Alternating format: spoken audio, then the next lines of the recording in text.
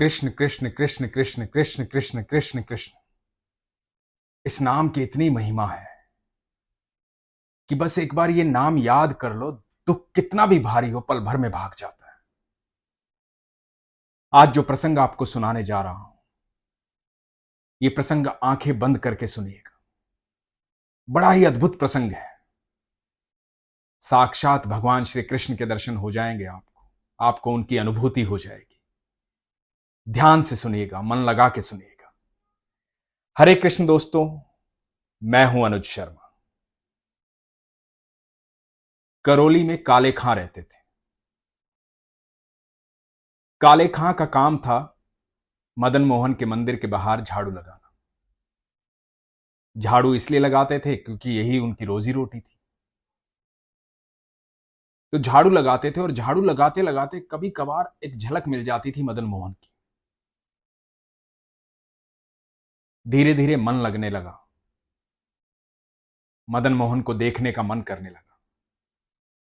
हमारे ठाकुर हैं ही ऐसे, जो देखता है बस देखता रह जाता है। तो काले खां खड़े हो जाते, देखने लग जाते। जब भी थोड़ी सी भीड़ हटती तो देखते मदन मोहन को। उनका नाम ही मोहन है, मन को मोह लेते हैं वो। अब ये रोज का काम हो गया था। झाड़ू लगाते, भीड़ थोड़ी सी हटती और देखते मदन मोहन को। मदन मोहन मन में रहने लगे थे। अब हुआ यूं कि सुबह की मंगल आरती से लेकर के संध्या आरती तक वहीं इंतजार करने लगे। ठाकुर को देखते रहते थे। जब भी मौका लगता ठाकुर को देखते थे। जब भी मौका लगता ठाकुर के दर्शन कर लेते थे। वहीं मंदिर के बाहर रहने लगे। मंदिर के अंदर जाने की अनुमति नहीं थी,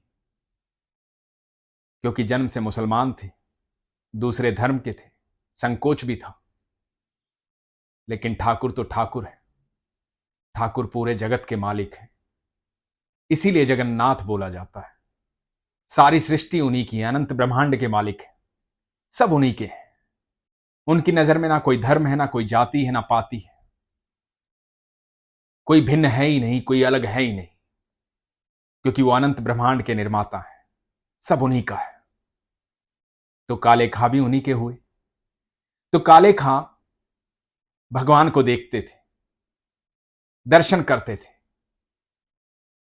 बड़ा आनंद महसूस करते थे। धीरे धीरे घर देर से जाने लगे। जब देर से जाने लगे तो बीवी से झगड़ा होने लगा। पत्नी ने कहा कि कहां रह जाते हो सारे दिन, सुबह झाड़ू लगाने जाते हो, वहीं रह जाते हो। काले खां अपने आनंद की बात बताते थे। मदन मोहन के मंदिर में ठाकुर जी को देखा। वो मोर पंखधारी जो है ना, वो अद्भुत है। जो देखता है देखता रह जाता है। मेरा मन बस उन्हें देखने का करता है। पत्नी इस बात पर झगड़ा करती, बोलती काफिर हो गए हो तुम। धीरे धीरे बात उनके समाज में फैलने लगी। उनके रिश्तेदारों को भी पता लगने लगा। काले खां मंदिर जाते हैं, भगवान के दर्शन करते हैं, अल्लाह को भूल गए हैं, खुदा को भूल गए हैं। कृष्ण कृष्ण करते हैं, मदन मोहन करते हैं। रिश्तेदार भी सुनाने लगे। पर काले खां पर इन बातों का कोई असर नहीं। काले खां तो ठाकुर के पास जाते थे। पत्नी घर में झगड़ा करती तो इनको एक और मौका मिल गया कि चलो, घर जाऊंगा तो झगड़ा करेगी, उससे बेहतर है कि मैं मंदिर के बाहर रहूं। जब भी मौका लगे मेरे ठाकुर को देख लूं, मेरे कृष्ण को देख लूं। जीवन में बस एक ही समस्या थी।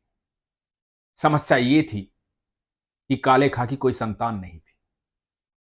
तो पत्नी कहती कि अब संतान होगी भी नहीं। तुम तो काफिर हो गए हो, हिंदुओं के मंदिर में जाते हो, अल्लाह को भूल गए हो, हमारे ईश्वर को भूल गए हो। कहां से होगी संतान, कहां से मिलेगा सुख? अब कोई सुख नहीं मिलेगा। काले खां मुस्कुरा दिए, बोले कोई बात नहीं। अब जो देगा मेरा मदन मोहन देगा, जो देगा मेरा ठाकुर देगा। इस दुनिया में जो कुछ भी होता है बस उसकी इच्छा से होता है। उसकी इच्छा होगी तो संतान भी हो जाएगी। और काले खां अगले दिन जब दर्शन कर रहे थे मदन मोहन के, जैसे ही भीड़ हटी, ठाकुर जी को देखा और ठाकुर जी को बोले, हे मदन मोहन, मेरे घर में झगड़ा होता है कि मेरी संतान नहीं है।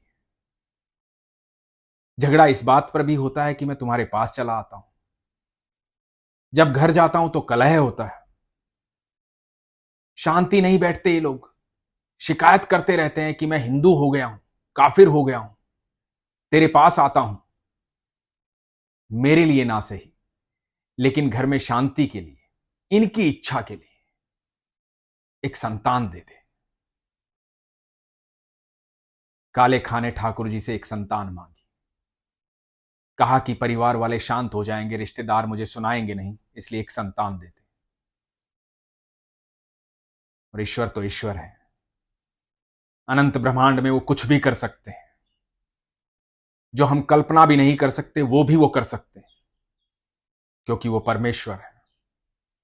1 महीने बाद काले खां की पत्नी प्रेग्नेंट हुई। अब काले खां ने कहा कि देखा, मैंने कहा था ना, मेरे मदन मोहन की जो इच्छा होगी वही होगा। तो रिश्तेदार कहने लगे कि ऐसा कुछ नहीं है, यह अल्लाह की देन है, ऊपर वाले की देन है, तुम्हारे मदन मोहन ने कुछ नहीं किया है। तो काले खां मुस्कुरा दिए, कोई बात नहीं, तुम्हारी इच्छा थी संतान होगी तो संतान हो जाएगी। मेरी नजर में तो ये मेरे मदन मोहन की कृपा है। और काले खां के यहां एक बेटे ने जन्म लिया। काले खां प्रतिदिन वैसे ही मंदिर जाते, झाड़ू लगाते, भगवान के दर्शन करते, भगवान से अपनी मन की बातें कहते, दर्शन में इतना मन लग जाता, सारा दिन वहीं बिता देते। कोई कुछ कहता तो मुस्कुरा देते, कोई गुस्सा करता तो मुस्कुरा देते, बस भजन करते, दर्शन करते, यही थी दिनचर्या। धीरे धीरे समय बीतने लगा। बेटा 8 साल का हो गया। बेटे के भीतर वही संस्कार थे काले खां वाले। वो भी जन्माष्टमी मनाता, दही हांडी करता, भगवान कृष्ण के भजन करता, मदन मोहन के दर्शन करता, भगवान को जानता था। और काले खां ये जानते थे कि ये और कोई नहीं, ये मेरे मदन मोहन की कृपा है, ये मेरा मोहन ही है। काले खां मदन मोहन का आशीर्वाद उसे मानते थे। एक दिन हुआ यूं, जब बेटा 8 साल का हुआ तो अपने मित्रों के साथ नदी पर खेलने गया और वहां एक सांप ने उसे डस लिया। काले खां उस समय ठाकुर जी के दर्शन कर रहे थे, भगवान से बातें कर रहे थे। पत्नी को पता लगा, पत्नी चिल्लाती हुई मंदिर पहुंची। भगवान की श्रृंगार आरती चल रही थी, काले खां भगवान को देख रहे थे। पत्नी ने चिल्लाते चिल्लाते कहा कि बेटे को सांप ने डस लिया है, चलो यहां से, क्या कर रहे हो यहां, चलो यहां से। लेकिन काले खां ने ध्यान ही नहीं दिया। काले खां की आंखें तो सिर्फ मदन मोहन को देख रही थी। जब आप ठाकुर जी को देखते हैं तो देखते रह जाते हैं, बाकी कुछ दिखाई नहीं देता है, ये पूरा संसार दिखाई नहीं देता है। जो ठाकुर को देख लेता है उसे कुछ देखने की आवश्यकता भी नहीं होती है। काले खां भी कुछ नहीं देख रहे थे, बस ठाकुर को देख रहे थे, मदन मोहन को देख रहे थे। पत्नी बहुत गुस्सा हुई, गुस्से में बोली कि यदि मेरे बेटे को कुछ हो गया ना तो तुम्हें भी देख लूंगी और तुम्हारे मदन मोहन को भी देख लूंगी, किसी को भी नहीं छोड़ूंगी। जल्दी से झाड़ फूक वाले को लेकर पहुंचो। और बड़बड़ाती हुई पत्नी चली गई। काले खां मदन मोहन को देखते हुए बोले कि मैं जानता हूं प्रभु, ये तेरी लीला है, सब कुछ तो तेरा दिया हुआ है, ये पुत्र भी तो तेरा दिया हुआ है, तेरी लीलाएं अद्भुत हैं। तू जानबूझकर मुझे कष्ट देता है, जब तू कष्ट देता है तो मैं तुझसे बातें करता हूं, और जब भी कष्ट आता है मुझे तो खुशी होती है, क्योंकि मुझे मौका मिलता है तुझसे बात करने का। मैं अब भी जानता हूं कि तू सब सही कर देगा। ये कह के काले खां नदी पर पहुंचे। जब नदी पर पहुंचे तो पत्नी चिल्लाई कि झाड़ फूक वाला कहां है। काले खां को कहां ध्यान रहता था। वो तो जानते थे कि मेरा तो जो कुछ है मदन मोहन है। बोले कि भूल गया। पत्नी ने कहा कि बुला कर लाओ। एक झाड़ फूक वाला आया। उसने देखा, बच्चे के शरीर को छुआ। बच्चे का पूरा शरीर नीला पड़ गया था। झाड़ फूक वाले ने कहा कि बच्चे में जान ही नहीं है, बच्चे की मृत्यु हो गई है। पत्नी जोर जोर से चिल्लाने लगी। काले खां एकदम शांत खड़े थे। जिसका ईश्वर पर भरोसा होता है, उसके जीवन में कितना भी बड़ा तूफान आए, उसकी शांति कोई भंग नहीं कर सकता, क्योंकि उसका विश्वास प्रगाढ़ होता है। और जब विश्वास प्रगाढ़ होता है तो कोई शंका नहीं होती है। इसलिए स्थिरता बनी रहती है, क्योंकि स्थिरता ईश्वर में होती है। पत्नी जोर से चिल्लाने लगी। बेटे के शरीर को उठाया, मदन मोहन के मंदिर की तरफ भागी। साथ सब गांव वाले। काले खां मंदिर की दहलीज पर ले जा करके बेटे को रख दिया और पत्नी चिल्लाई कि तूने दिया था ना इसे। ये काले हमेशा कहता है कि तूने दिया था इसे। मेरा बच्चा मर गया है, तो कुछ है तो जिंदा कर इसे। और यदि मेरा बेटा मुझे वापस नहीं मिला तो काले खां को भी मारूंगी और तुझे भी मारूंगी और खुद भी मर जाऊंगी तेरी दहलीज पर।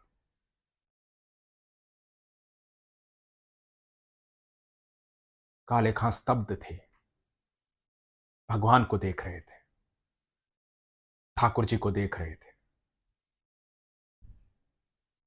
उस समय काले खां ने कुछ गाया। उस गाने का भाव जो था वो बड़ा अद्भुत था। काले खां ने कहा कि तेरे लिए तो कुछ भी असंभव नहीं। मैं तो तेरा साधारण सा भक्त हूं, तू तो कुछ भी कर सकता है। ये पुत्र भी तेरा दिया हुआ है। यदि तू हिंदुओं का देवता है तो मेरा तुझ पर कोई दावा नहीं, लेकिन सब कहते हैं तू जगन्नाथ है, पूरे जगत का नाथ है, पूरी सृष्टि का निर्माता है, अनंत ब्रह्मांड का मालिक है। यदि तू जगन्नाथ है तो मेरी प्रार्थना सुन, मेरे बच्चे को जीवित कर। और ये कह के काले खां रोने लगे। काले खां की आंखों का अश्रु बेटे के शरीर पर गिरा। दहलीज पर लेटा हुआ बेटा, पूरा शरीर नीला पड़ा हुआ था। जैसे ही अश्रु शरीर पर गिरा, शरीर का रंग बदलने लगा। बच्चे की आंखें खुली, बच्चा उठा। काले खां की पत्नी खुशी से झूम उठी, मेरा बच्चा जीवित हो गया। काले खां ने देखा कि बच्चा जीवित हो गया। बच्चे ने आंखें खोली और आंखें खोलकर क्या बोलता है कि वो कहां गया, कहां गया वो। काले खां ने पूछा, कौन? अब्बा मेरे पास खड़ा था वो। सर पे मोर पंख था, मोटी मोटी आंखें थी, सांवले रंग का, यही खड़ा था मेरे पास। मेरे गले में हाथ डाले, मेरे सर पर स्पर्श किया, मेरे मुंह पर स्पर्श किया। यही खड़ा था वो, मेरा दोस्त है। कहां गया वो? अभी यही खड़ा था, कहां गया वो? सारी भीड़ स्तब्ध रह गई। काले खां तो जानते थे वो कोई और नहीं, मेरा मदन मोहन है, मेरा ठाकुर है, मेरा कृष्ण है।